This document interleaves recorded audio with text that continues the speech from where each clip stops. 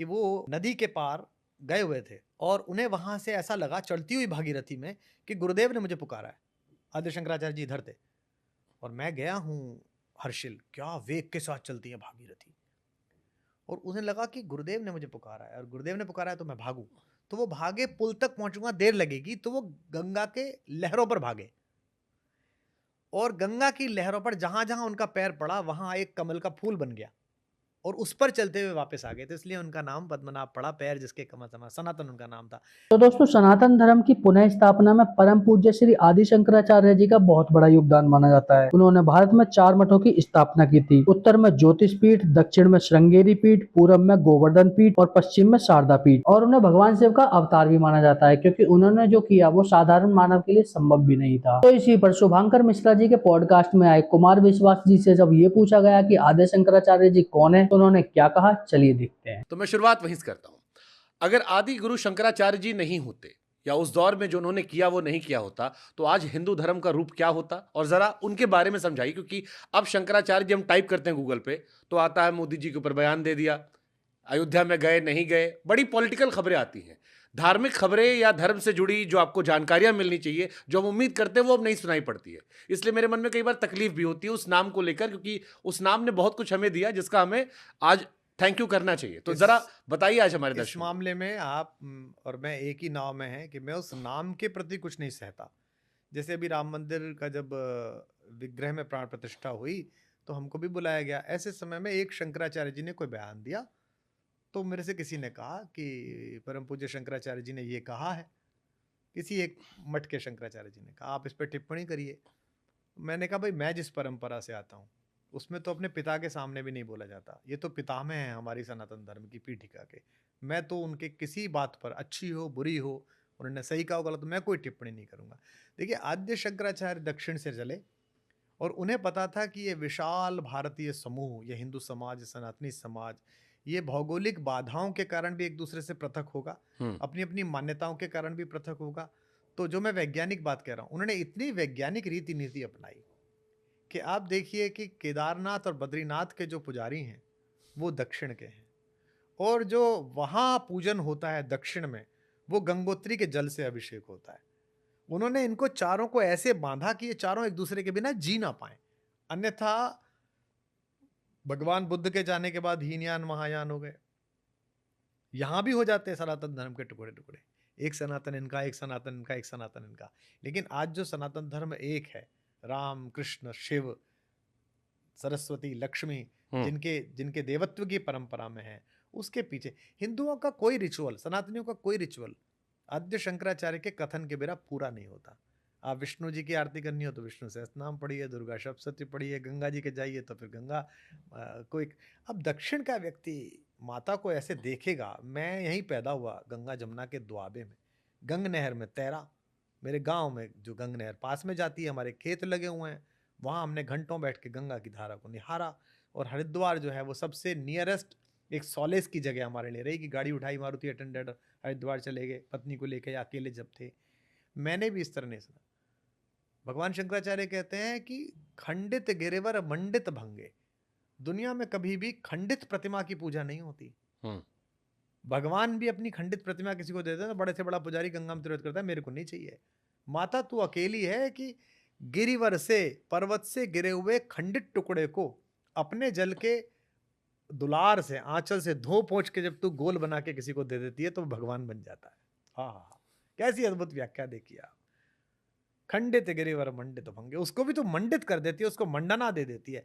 यह गंगा के प्रति तभी आएगा जब किसी के अंदर हृदय में गंगा चलती हो, गंगा को आदर देता हो।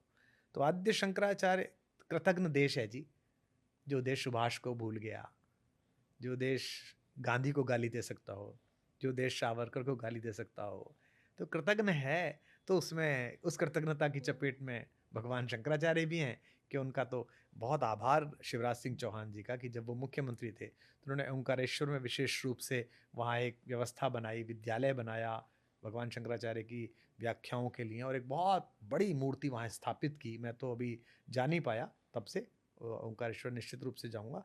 अन्यथा तो आम किसी भारतीय बालक से पूछिए सनातनी से कि आद्य शंकराचार्य तो वो शंकराचार्य वही समझेगा जो इन दिनों शंकराचार्य हैं। वे भी उन्हीं की परंपरा में है, लेकिन उनका जो था, और इतनी कम आयु में जाके 32 केदारनाथ साल में की उम्र में 32 वर्ष की आयु में पृथ्वी पर कोई ज्ञान ही नहीं बचा था, और ऐसी पताका फहराई, जो सामने आया उसको अपने शास्त्रार्थ से पराजित किया, उसे सम्मोहित किया, उसको साथ लिया।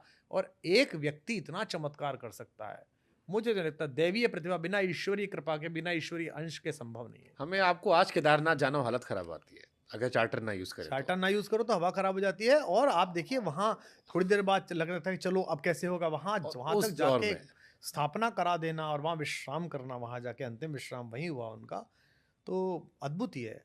आप श्रीनगर चले जाइए, वहां ऊपर शिव मंदिर, शंकराचार्य जिस चोटी को कहते हैं वो, तो उनका तो काम अद्भुत है। इतनी कम आयु में उन्होंने, और उनका ये जो जीवन की उन्होंने कहा संन्यास लेना है, माँ ने मना कर दिया, और जब उनका पैर मगरमच्छ ने पकड़ लिया तो वो हंसने लगे, ये तो वैसे भी जीवन बेकार है, मगरमच्छ खा रहा है, इसके काम तो आएगा, अन्यथा मुझे संन्यास की अनुमति दे। माँ ने कहा अच्छा छुड़ा तो ले, फिर जबड़ा फाड़ा, छुड़ाया, और फिर माँ ने फिर बाद में मना कर दिया, तूने तो मुझे कहा था। तो माँ ने कहा अच्छा चला जा, लेकिन जब मैं जाने लगूँ तो तू आ जाना। तो मध्य भारत में थे, जब उन्हें आभास हुआ कि माँ जाने वाली है, वापस लौटे। और सन्यासी अंदर नहीं जा सकता अपने घर के, सन्यासी का घर नहीं होता, सन्यासी तो अपना पिंडदान करके निकलता है, कहता है अब कोई है नहीं पृथ्वी पे, पूर्व जन्म कहते हैं उसे। सन्यासी बात करते हैं ना, आपके पूर्व जन्म का क्या नाम है, आप पूर्व जन्म कहाँ था आपका, तो द्वार पर ही बैठे रहे, और वहीं माता आ गई उनकी, और वहीं उन्होंने प्राण छोड़े, और उन्होंने द्वार के जो खिड़कियां पल्ले थे उनको रख के माता का संस्कार किया। इसलिए आज भी उनके गांव में जो संस्कार है वो दरवाजे उतार के किया जाता है। अगर किसी के द्वार पर नया दरवाजा लगा हुआ हो तो आप समझ लीजिए इनके यहाँ कोई अमंगल हुआ है। तो आद्य शंकराचार्य तो वो विभूति हैं जिस पर और काम होना चाहिए। मेरा बड़ा मन है कि उन पर एक मतलब बड़ा सीरियल बनाया जाए ओटीटी प्लेटफॉर्म के लिए, लिखा जाए, दिखाया जाए कि किस किस समस्या से वो जूझे, और कैसे कैसे उन्होंने अपने शिष्य पैदा किए। उनका एक शिष्य है सनातन, जो शंकराचार्य पहले शंकराचार्य बने उनमें से एक, पद्मनाभ, आचार्य पद्मनाभ जिनका नाम था, वो इतने सिद्ध पुरुष थे कि वो नदी के पार गए हुए थे, और उन्हें वहां से ऐसा लगा चलती हुई भागीरथी में कि गुरुदेव ने मुझे पुकारा है। आद्य शंकराचार्य जी इधर थे, और मैं गया हूं हर्षिल, क्या वेग के साथ चलती है भागीरथी, और उन्हें लगा कि गुरुदेव ने मुझे पुकारा है, और गुरुदेव ने पुकारा है तो मैं भागूं। तो वो भागे, पुल तक पहुंचूंगा देर लगेगी, तो वो गंगा के लहरों पर भागे, और गंगा की लहरों पर जहां जहां उनका पैर पड़ा वहां एक कमल का फूल बन गया, और उस पर चलते हुए वापस आ गए। तो इसलिए उनका नाम पद्मनाभ पड़ा, पैर जिसके कमल समा, सनातन उनका नाम था। मैं ऐसा समझता हूं कि जैसे पत्थर को जब हम फेंकते हैं तो पत्थर में तो भार होता है, अगर हम सीधा फेंकते तो बैठ जाएगा, लेकिन जब उसे हम यूं तेजी के साथ डालते हैं तो वो लहरों को टकराता टकराता आगे जाता है। मुझे लगता है क्षिप्रता इतनी रही होगी, आवेग इतना ज्यादा रहा होगा कि गुरु को समस्या है, गुरु पुकार रहे हैं, कि इसीलिए गंगा के ऊपर से कूद के चले गए होंगे। तो छोटे छोटे भी जो उनके किस्से हैं जीवन के, इनको एक साथ इकट्ठा करके कुछ बनाया जाना चाहिए। बहुत कम जानकारी, मुझे लगता है काफी लोग सुनना चाहेंगे शंकराचार्य जी के बारे में। उतनी अच्छी जानकारियां अभी भी सोशल मीडिया पर नहीं है। ईश्वर सुयोग बनाए, मैं कभी बनाऊंगा। तो दोस्तों ये वीडियो आपको अच्छी लगी तो लाइक करें, और अगर आप चाहते हैं कि श्री आदि शंकराचार्य जी की जीवनी पर पूरी वीडियो लाऊं तो कमेंट करके बताएं, और चैनल को करें सब्सक्राइब। हम मिलते हैं अगली किसी ऐसी ही वीडियो के साथ में, जब तक के लिए नमस्कार।